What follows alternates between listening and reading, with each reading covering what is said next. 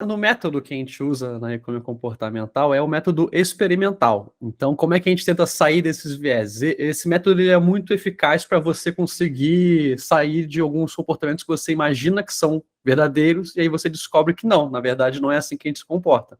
Que é o mesmo usado nas vacinas, tá? Uma técnica chamada RCT, em que a gente divide aquelas amostras, grupo controle, grupo tratamento.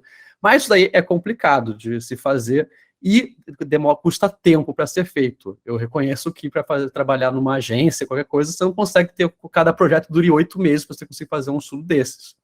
Então, quando a gente tem um método, precisa de um método mais ágil, é interessante ter na equipe alguém que tenha alguma proficiência em conseguir pegar fazer uma revisão literária sobre algum tema. Por exemplo, eu já participei de estudos em que a gente queria iniciar algum movimento da pessoa, ao invés dela resolver o problema por telefone e entrar no portal.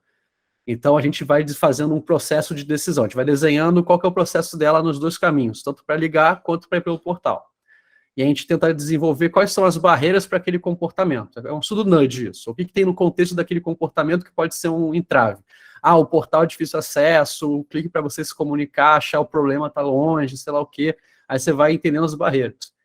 Quando você consegue desenhar isso, pô, a barreira é ter motivação na leitura da mensagem do e-mail que a pessoa recebeu, etc. A barreira é porque é muito complexo aquilo.